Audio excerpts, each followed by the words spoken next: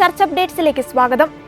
ലോകത്ത് വീണ്ടും യുദ്ധാന്തരീക്ഷം ഉടലെടുത്ത സാഹചര്യത്തിൽ ഇറ്റാലിയൻ പത്രത്തിന് നൽകിയ കത്തിൽ സുപ്രധാന ആഹ്വാനവുമായി ഫ്രാൻസിസ് പാപ്പ.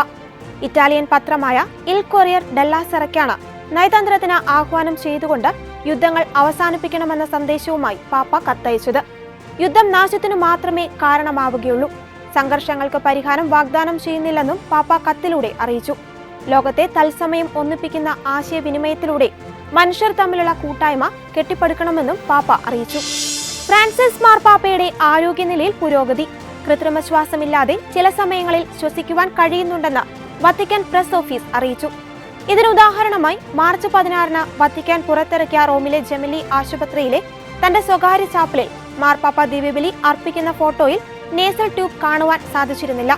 ഇതിനർത്ഥം കുറച്ചു സമയത്തേക്ക് അതില്ലാതെ കഴിയുവാൻ പാപ്പയ്ക്ക് കഴിയുമെന്നതിന്റെ തെളിവാണെന്നും പ്രസ് ഓഫീസ് മാധ്യമപ്രവർത്തകരോട് പറഞ്ഞു. അതേസമയം ഡോക്ടർമാർ രാത്രിയിൽ മെക്കാനിക്കൽ വെന്റിലേഷൻ ഉപയോഗിക്കുന്ന മണിക്കൂറുകളുടെ എണ്ണം കുറച്ചുകൊണ്ടുവരുന്നുണ്ടെന്നും പ്രസ് ഓഫീസ് പറഞ്ഞു. എന്നിരുന്നാലും അദ്ദേഹത്തെ ആശുപത്രിയിൽ നിന്ന് ഉടനടി ഡിസ്ചാർജ് ചെയ്യില്ലെന്നും വത്തിക്കാൻ വൃത്തങ്ങൾ അറിയിച്ചു. ചരിത്രപ്രസിദ്ധമായ വടക്കൻ അർജന്റീനയിലെ ജുജുയ് രൂപതയിലെ ഹോളി സേവ്യർ കത്തീഡ്രൽ ബസിലിക്കയുടെ ചില ഭാഗങ്ങൾ ഭാഗികമായി തകർന്നതിനെ തുടർന്ന് മുൻകരുതൽ എന്ന നിലയിൽ അടച്ചിട്ടു. മാർച്ച് 14 പുലർച്ചെയാണ് ശക്തമായ മഴയെ തുടർന്ന് ചില ഭാഗങ്ങൾ അടർന്നു വീണത്. ദേവാലയത്തിന്റെ അങ്കണത്തിന് അഭിമുഖമായി നിൽക്കുന്ന മതിലിന്റെ ഭാഗമാണ് തകർന്നു വീണത്. 16-ാം നൂറ്റാണ്ടിൽ നിർമ്മിക്കപ്പെട്ട ദേവാലയത്തിന്റെ ചുവരുകളിൽ ഇപ്പോഴും ചരിത്രാതീത കാലത്ത് നിർമ്മിക്കുന്നതിനായി ഉപയോഗിച്ച അഡോബ് കല്ലുകൾ കാണുവാൻ സാധിക്കും. ഈ സംഭവത്തെ തുടർന്ന് കത്തീഡ്രലും തൊട്ടടുത്തുള്ള മ്യൂസിയവും നിലവിൽ അടച്ചിട്ടിരിക്കുകയാണ്. പ്രാരംഭ അറ്റകുറ്റപ്പണികൾക്ക് ശേഷം ദേവാലയം വിശ്വാസികൾക്കായി തുറന്നുകൊടുക്കും.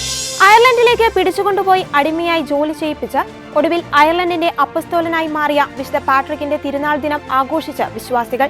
തിരുനാൾ ദിനമായ ഇന്നലെ പച്ചവസ്ത്രങ്ങൾ അണിഞ്ഞ 10,000-കണക്കിന് വിശ്വാസികളാണ് ഡബ്ലിനിലെ തെരുവോരങ്ങളിൽ തടിച്ചുകൂടിയത്.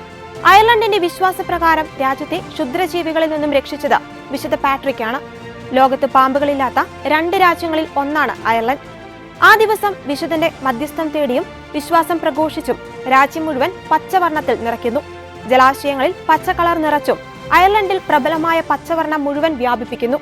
ക്രിസ്തീയ വിശ്വാസം കേവലം മാനുഷിക ശുഭാപ്തി വിശ്വാസത്തെക്കാൾ വളരെ ഉയരത്തിലാണെന്നും വിശുദ്ധ പാട്രിക് പഠിപ്പിക്കുന്നു. രാജ്യത്തിന്റെ രക്ഷാധികാരിയായ വിശുദ്ധനെ ആദരിക്കുന്നതിനായി ഇന്നലെ ഉച്ചകഴിഞ്ഞ് രാജ്യമെമ്പാടും പരേഡുകൾ നടന്നിരുന്നു.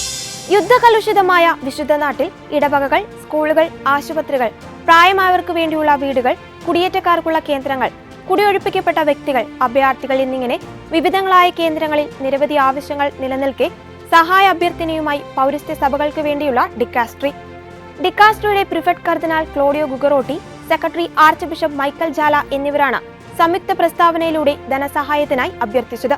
വിശുദ്ധ നാടിന്റെ പ്രത്യേകമായ സംരക്ഷണത്തിന് എല്ലാ വർഷവും ദുഃഖവെള്ളിയാഴ്ച ദിവസമോ രൂപത അധ്യക്ഷൻ നിശ്ചയിക്കുന്ന മറ്റേതെങ്കിലും ദിവസമോ ധനശേഖരണം നടത്തുന്ന പാരമ്പര്യം തുടരുവാനും ഡിക്കാസ്ട്രി ആഹ്വാനം ചെയ്തു. ഇതോടെ ചർച്ച അപ്ഡേറ്റ്സ് പൂർണ്ണമാകുന്നു. നന്ദി.